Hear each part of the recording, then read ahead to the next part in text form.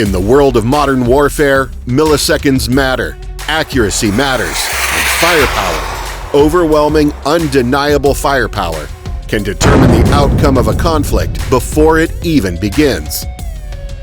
And recently, the United States shocked the global defense community with a brand new weapons test, one carried out by a Marine Corps squadron famous for pushing the limits of aviation and firepower.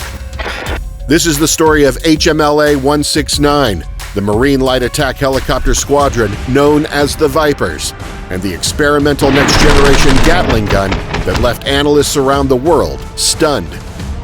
Today, we're diving deep into what happened during the test, how the weapon works, why it matters, and what this means for the future of aerial combat. Welcome to the Iron Front channel. Let's get started. To understand why this test was such a shock, you'll first have to understand who HMLA-169 is. Founded in 1971, the squadron, known as the Vipers, has built a reputation as one of the most battle-tested helicopter squadrons in the United States Marine Corps. Operating the AH-1Z Viper attack helicopter and the UH-1Y Venom utility helicopter, they've supported operations in Iraq, Afghanistan, and across the Pacific. Their mission? Close air support, armed escort, forward air control, and when necessary, overwhelming direct fire. The Vipers fly some of the most capable attack helicopters in the world, but recently they've taken on a new role, becoming the test bed for a weapons system that could redefine what helicopters are capable of. At the center of the shockwave is a new experimental Gatling-style rotary cannon, developed as a lightweight, high rate of fire system specifically engineered for next-generation rotorcraft. The gun is rumored to deliver a significantly higher rate of fire than the standard M197, greater accuracy at extended standoff ranges, reduced recoil, allowing improved helicopter stability, modular mounting, meaning it can be integrated onto multiple aircraft platforms, and perhaps most surprisingly, an experimental fire control system powered by AI-assisted targeting algorithms. The goal? To create a Gatling system capable of engaging fast-moving targets, armored vehicles, and ground positions with unprecedented precision. And HMLA-169 was chosen to test it. The test took place at a Marine Corps weapons range in the American Southwest, far from the public eye, but close enough to training areas where real-world conditions can be simulated. At 0930, the first AH-1Z Viper, equipped with the prototype cannon, lifted off. Within minutes, the test would completely reshape expectations. Here's what stunned observers most: the rate of fire.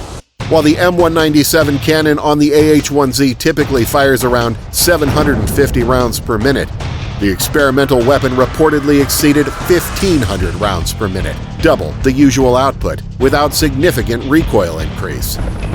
Some reports suggest it may have achieved even higher bursts in test mode. The burst pattern captured on high-speed cameras with almost no perceptible drift, even during aggressive helicopter maneuvers. This is extremely unusual. Helicopters, especially during dynamic flight, are notoriously difficult platforms for precision gunnery. Vibration, wind, rotor wash, and pitch changes can all degrade accuracy. But not this time. One military observer, speaking off record, described the test like this: "It looked like the rounds were coming from a fixed weapon system on the ground, not from a helicopter banking and turning. That's new." But the biggest surprise wasn't just accuracy or rate of fire. It was the targeting system. Mounted beneath the weapon was a compact sensor suite linked to an AI-enhanced targeting algorithm. While the exact details are classified, analysts believe the system uses electro-optical tracking, infrared imaging, laser range finding, predictive motion algorithms, all combined to track moving targets even when the helicopter is maneuvering. Observers reported that the gun could lock onto multiple targets in rapid succession, automatically adjusting aim to account for distance, movement, and pilot inputs.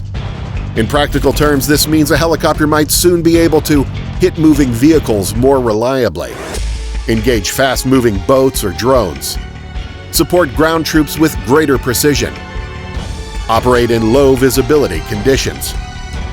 This is a major leap forward, one that could dramatically change close air support tactics. When news of the test leaked, first through defense forums, then through industry insiders, the global response was immediate. Allies and rivals alike began asking the same question: is the U.S. preparing helicopters for a new kind of conflict? Countries like China and Russia have invested heavily in advanced anti-air defenses, drone swarms, and armored vehicles. In response, the U.S. has been searching for ways to give pilots more survivability and better offensive capabilities. A rotary cannon that fires faster, hits harder, and aims smarter could give American forces a major advantage in future clashes, especially in the Pacific, where mobility and firepower are essential. Some foreign analysts reacted with concern. A British aviation expert noted, "This is the natural evolution of close air support. Combining AI targeting with stabilized high-rate cannons is something every nation will eventually pursue." Whether viewed with excitement or caution, one thing is clear: the test got the world's attention. Number one, missiles are expensive. A single guided missile can cost hundreds of thousands of dollars. A cannon round? Just a few dollars. For prolonged conflicts, affordability matters. Number two, guns provide persistent fire. Missiles are one-time shots. A rotary cannon can sustain fire for minutes. Number three, guns are harder to jam. Electronic warfare systems can disrupt missiles. A bullet, however, cannot be jammed. Number four, close air support needs speed. Ground troops often need immediate, overwhelming firepower, not a slow, guided strike. Number five, drone warfare is rising. High-rate cannons are ideal for taking down drones or swarms. Given these realities, a modernized rotary gun makes perfect sense. For the AH-1Z Viper, already one of the most agile attack helicopters in the world, this new weapon could be transformative. The Viper is built for speed, maneuverability, precision strikes. Adding a high-rate Gatling gun with advanced targeting amplifies those strengths dramatically. It may give pilots faster reaction times, improved strike accuracy, better control during heavy bursts, more flexibility in target selection. Some experts suggest it could even change the helicopter's role, from primarily a missile-focused attack platform to something more akin to a flying gunship. That evolution could reshape U.S. Marine Corps doctrine for decades.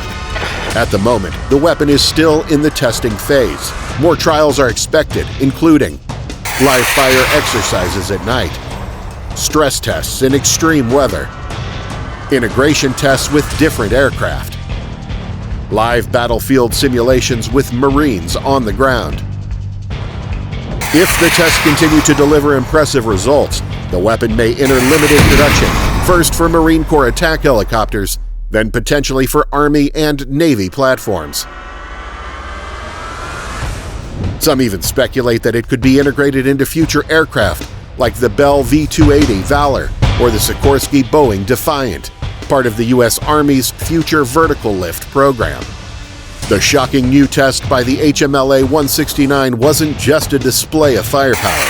It was a demonstration of how fast the boundaries of military technology are shifting. A new era of warfare is emerging, one where helicopters combine AI, advanced sensors, and high-rate weapons to become more accurate, more lethal, and more adaptable than ever before. And the Vipers of HMLA-169 are leading that charge. As the tests continue and more information becomes available, one thing is clear: the future of aerial combat just changed, and the world took notice. Thank you for watching. If you enjoyed this deep dive into cutting-edge military tech, make sure to like, subscribe, and click the bell so you don't miss our next breakdown. See you in the next video.